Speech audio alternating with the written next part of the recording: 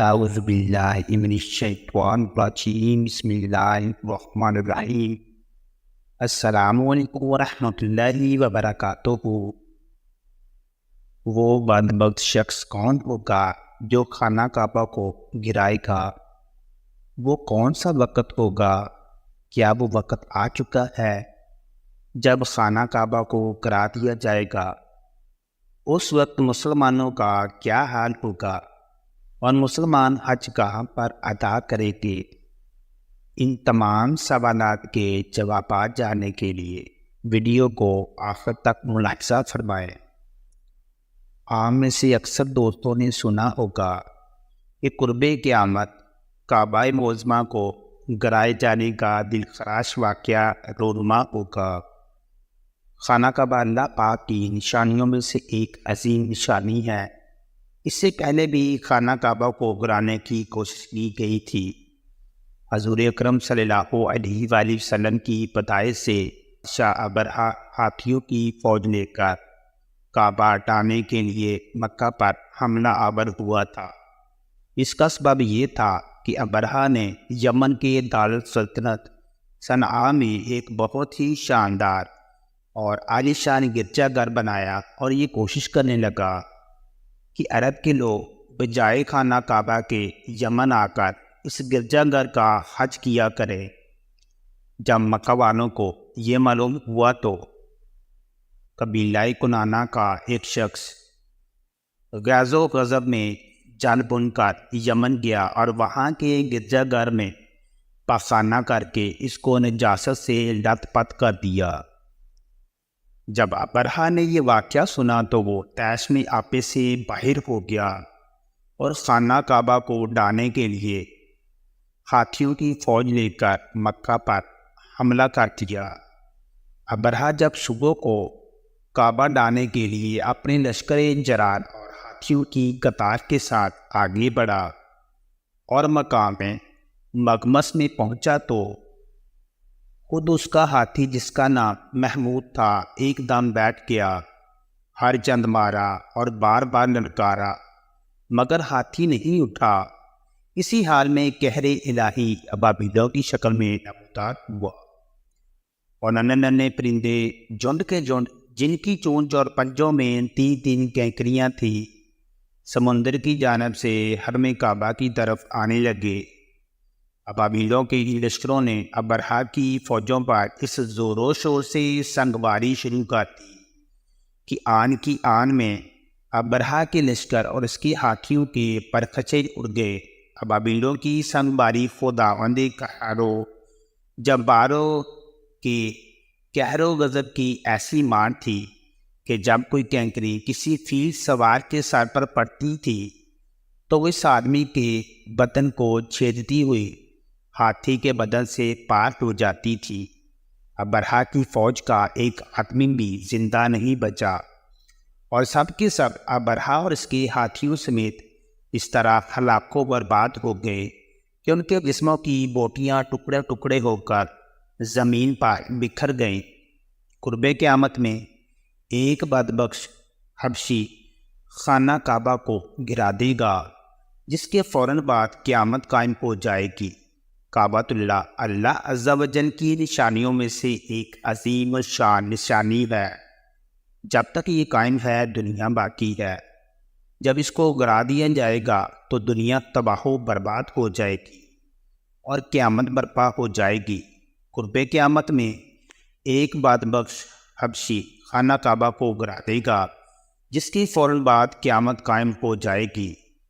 اسے آخری زمانے میں ایک کالا حبشی شخص منہدم کر دے گا جس کا نام ذوالسوی دو چھوٹی پنڈلیوں والا ہوگا۔ اس کا یہ نام اس کی پنڈلیوں کے چھوٹے اور باریک ہونے کی وجہ سے ہوگا۔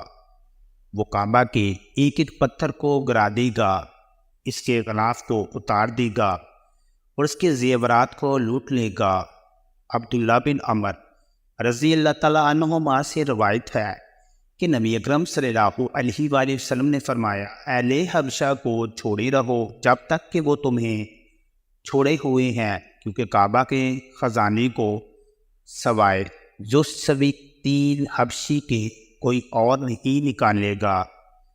ابو ہریرہ رضی اللہ تعالیٰ عنہ نے فرمایا کہ نبی کریم صلی اللہ علیہ وآلہ وسلم نے فرمایا ہے کہ کعبہ کو 2 پتلی پنڈلیوں والا ایک حبشی برباد کر دے گا۔ نبی کریم صلی اللہ علیہ وآلہ وسلم نے ارشاد فرمایا، چھوٹی پنڈلیوں والا ایک حبشی خانہ کعبہ کو گرا دے گا، جبکہ بخاری شریف میں یہ بھی زائد ہے، گویا میں اسے دیکھ رہا ہوں، وہ کالا اور چوڑی ٹانگوں والا ہے، کعبہ کے پتھر اکھاڑ کر پھینک رہا ہے۔ عمدۃ التاریخ قاری شرح بخاری میں ہے، آخری زمانے میں حضرت سیدنا عیسیٰ علیہ نبینا علیہ الصلاۃ والسلام کے وصال کے بعد جب سینوں سے قرآن پاک اٹھا لیا جائے گا تو اس کے بعد وہ بدبخت حبشی خانہ کعبہ کو گرائے گا۔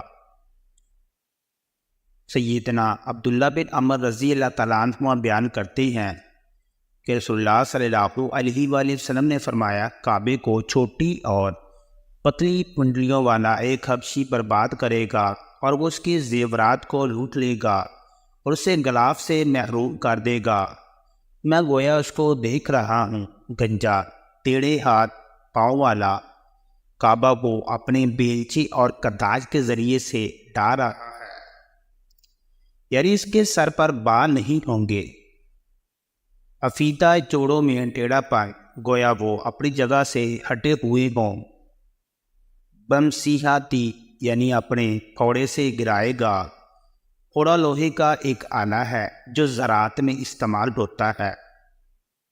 المعیر و کدال لوہے کا ایک آلہ جس سے پتھروں میں کھدائی کی جاتی ہے۔ نبی کریم صلی اللہ علیہ وآلہ وسلم نے فرمایا، اپنے ہی کہ ایک وقت آئے گا جب اس گھر کی حرمت کو اس کے رہنے والے ہی پامال کر دیں گے۔ سیدنا ابو ہریرہ رضی اللہ تعالیٰ عنہ سے روایت ہے کہ رسول اللہ صلی اللہ علیہ وآلہ وسلم نے فرمایا، ایک شخص، اس شخص سے مراد امام مہدی ہیں کہ حجر اسود اور مقام ابراہیم کے درمیان بیعت کی جائے گی۔ اس گھر کی حرمت کو اس کے رہنے والے ہی پامال کریں گے، اور جب ایسا ہوگا تو پھر عربوں کی ہلاکت اور بربادی کے بارے میں پوچھا نہ جائے گا۔ پھر حبشہ سے ایک لشکر آئے گا جو کعبہ کو تباہ و برباد کر دے گا۔ اس تباہی کے بعد پھر اللہ کا یہ گھر کبھی آباد نہ ہو سکے گا، یہی لوگ اس کا خزانہ بھی نکال کر لے جائیں گے۔ واقعہ صحابہ فیل کے زمانے میں مکہ والے کافر تو تھے مگر بیت اللہ کی تعظیم کرتے تھے اور اس کی حرمت پامال نہیں کرتے تھے، اسی لیے اللہ تعالیٰ نے کعبہ کو ابرہہ اس کے لشکر سے بچا لیا۔ جہاں تک حبشی کا معاملہ ہے تو وہ کعبہ کو گرانے میں اس وقت کامیاب ہو سکے گا جب مقامی لوگ بھی کعبہ کی حرمت کو پامال کرنا شروع کر دیں گے اور اس کی حرمت کا پاس نہیں کریں گے۔ جب وہ بیت اللہ کی خدمت اور اہتمام سے پہلو تہی کریں گے تو اللہ تعالیٰ ان کی مدد سے ہاتھ کھینچ لے گا۔ یہ احادیث مبارکہ اس بات کی بھی دلیل ہے کہ اللہ تعالیٰ نے اپنے محبوب صلی اللہ علیہ وآلہ وسلم کو آنے والے حالات کا علم عطا فرما دیا تھا، اور بے شک ان پر یہ اللہ کی خاص رحمت ہے۔ یہ بھی معلوم ہوا کہ اللہ تعالیٰ نے ہمارے نبی کریم صلی اللہ علیہ وآلہ وسلم کو بے شمار علوم عطا کیے ہیں جن کا ادراک ہمارا چھوٹا سا ذہن کبھی نہیں کر سکتا۔ جو زبان مصطفیٰ صلی اللہ علیہ وآلہ وسلم سے ادا ہو گیا وہ ہو کر ہی رہے گا۔ اللہ تعالیٰ فرماتا ہے، اور جو بھی بات اپنی خواہش سے نہیں کرتے وہ تو نہیں مگر وہی جو انہیں کی جاتی ہے۔